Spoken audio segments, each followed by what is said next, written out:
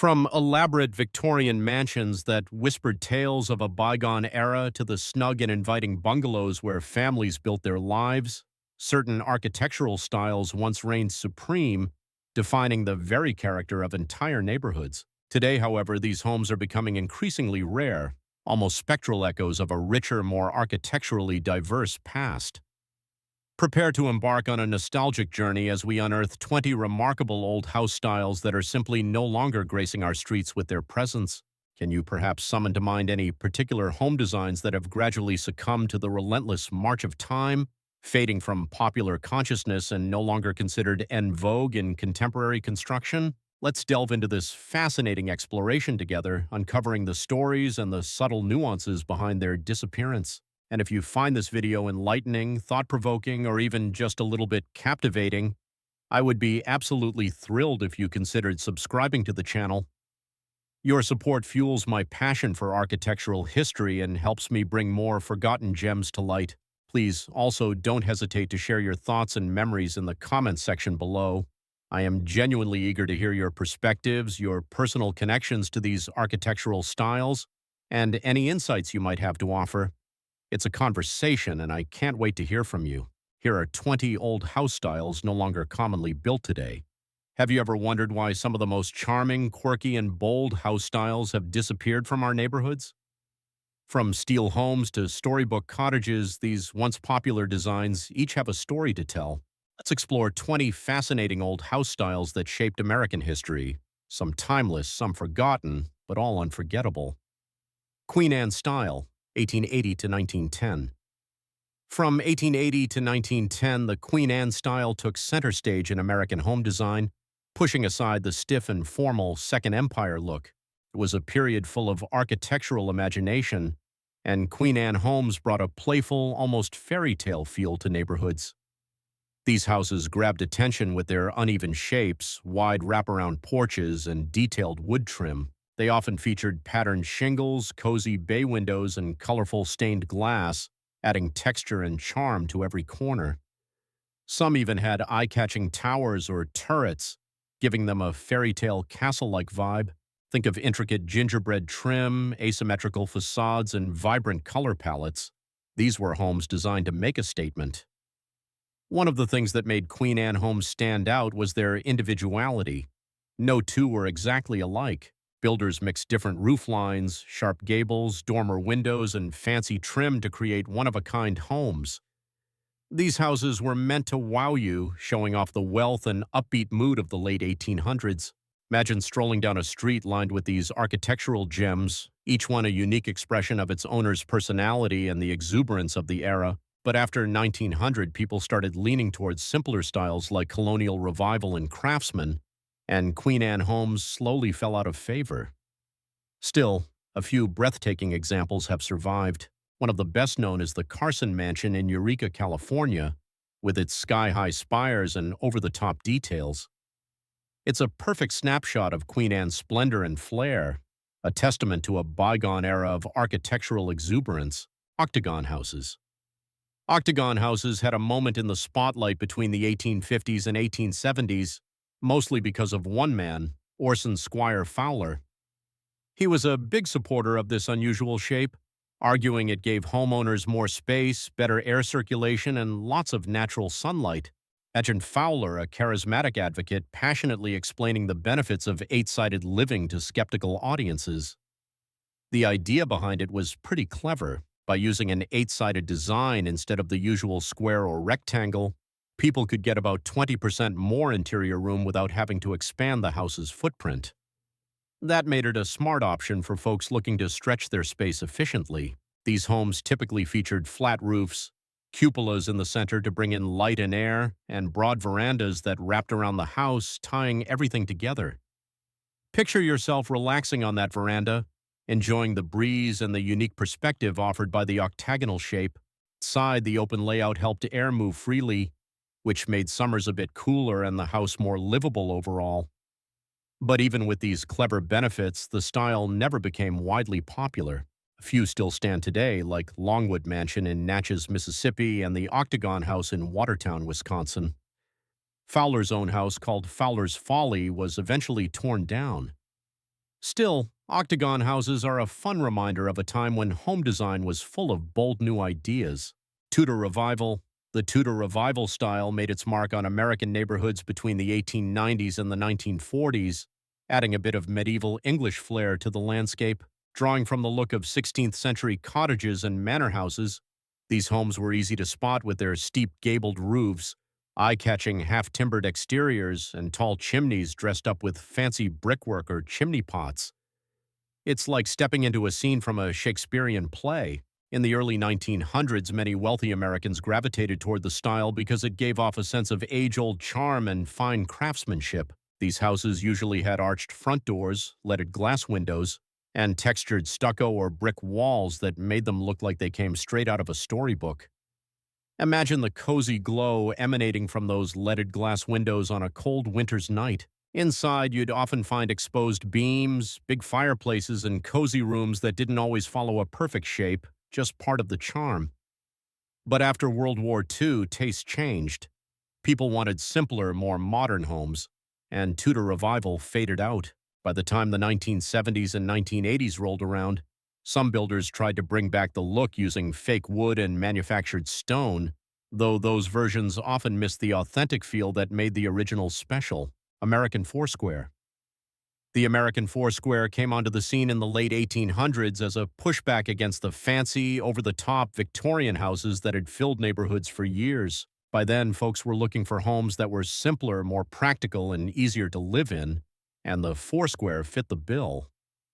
Built from around 1895 to 1939, these homes had a boxy 2.5-story shape that packed in plenty of space without all the fuss. Often nicknamed the Prairie Box, this style shared some ideas with the Prairie School movement linked to architects like Frank Lloyd Wright. Foursquares were easy to spot. They usually had a balanced look, a roomy front porch held up by solid columns, a hipped roof with a central dormer, and handy built-ins like shelves and cabinets inside. They focused on open layouts that felt bright and comfortable without being showy. What really helped the Foursquare catch on was how affordable it became. Companies like Sears, Roebuck and Company, and Aladdin sold them as mail-order kits, making it possible for families all over the U.S. to own one. With their solid build and smart design, many are still standing today, offering a peek into practical early 20th century living. Shotgun House. The shotgun house stands out as one of the most recognizable and lasting home styles in the American South, especially between the 1870s and 1920s. These homes were long, narrow, and rectangular, with rooms lined up one after another in a straight row, often without any hallways. The layout wasn't just simple, it worked well in the southern heat, letting air flow easily from front to back. While they're often tied to New Orleans, shotgun houses likely trace their roots to Haitian and West African building traditions brought over through cultural ties in the Caribbean. Imagine the rhythmic flow of air moving through the house on a hot summer day, providing natural cooling. The design was no-nonsense and affordable, which made it ideal for working-class families. These homes also made smart use of space, allowing many to be built side by side on small city lots. As years passed, many of these homes fell into neglect, especially in older neighborhoods, but in recent years, shotgun houses have made a comeback, with cities like New Orleans restoring them as part of revitalization projects. One of the most well-known examples is the modest house in Tupelo, Mississippi, where Elvis Presley was born, a small but powerful symbol of this uniquely Southern way of building. Which of these house styles would you move into tomorrow, even if it came with creaky floors and a ghost named Mildred? Dutch Colonial Revival.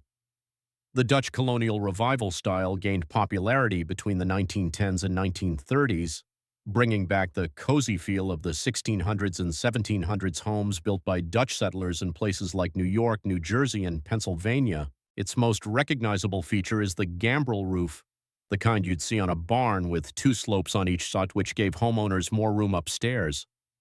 Add in wide eaves, large dormer windows, and a neat balanced front with classic shutters, and you've got a style full of charm and tradition. Unlike the original versions, which were mostly made from brick or stone, the revival homes often used wood siding, keeping with the building styles of the early 20th century. Inside, they focused on comfort, with central hallways, big fireplaces, and snug living spaces that made the home feel warm and welcoming.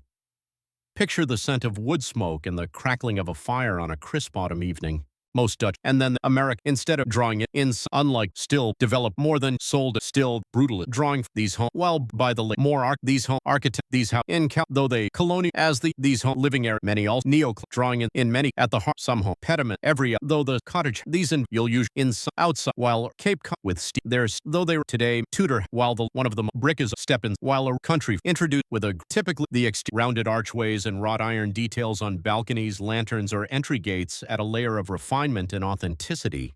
The roof is usually hipped or side-gabled, contributing to the home's soft, graceful lines. Many country French homes are thoughtfully positioned on generous lots with winding driveways, manicured landscaping, and flower-filled gardens that frame the architecture beautifully, while modern versions may include expanded floor plans, open-concept interiors, or updated materials. The essence of this style remains firmly rooted in its European heritage. Whether nestled in the countryside or part of a suburban development, country French homes continue to charm with their blend of rustic comfort and timeless elegance, a look that never goes out of style.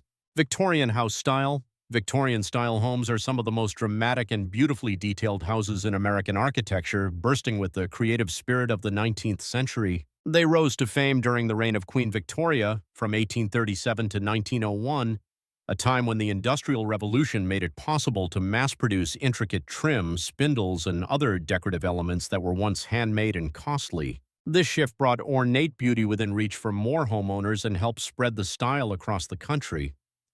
From the street, these homes make a bold impression. Their steep, multi-gabled roofs, asymmetrical designs, and towers or turrets give them a playful fairy tale-like charm. The exteriors are full of detail, from patterned wood shingles to carved brackets and scrollwork, often referred to as gingerbread. Wraparound porches, complete with turned posts, balustrades, and decorative railings, serve both as practical outdoor spaces and as showcases for craftsmanship. Side Victorian homes are just as impressive. Expect high ceilings, grand staircases, elaborate moldings, and vibrant stained glass windows. Walls were typically dressed in rich textured wallpaper, while the color palette leaned toward bold, moody tones. Deep reds, greens, and golds that added to the home's dramatic flair. Today, many homeowners restore these interiors to their former glory or blend the old with the new by introducing softer hues and modern finishes while preserving the original charm. Whether lovingly preserved or thoughtfully updated, Victorian homes remain symbols of artistic expression, careful craftsmanship, and architectural romance, a living reminder of a time when houses were as much about beauty as they were about function. Italianate house style. Italianate homes brought a touch of 19th-century Italian villa elegance to American neighborhoods, thriving in popularity from the 1840s to the 1880s. These homes marked a shift from the strict symmetry of earlier styles, embracing a more romantic, decorative look inspired by the picturesque movement. One of their most eye-catching features is the deep, overhanging eaves supported by decorative brackets, often in pairs or set in fan patterns. The roofs, many are typically, though this Greek roof inspired this front door rocking even today. This style, the walls, wrought iron, this lay, the over, don't forget, or perhaps, are there, share your, don't forget, music. Let's rediscover the beauty of the past together and imagine a world where timeless design reigns supreme.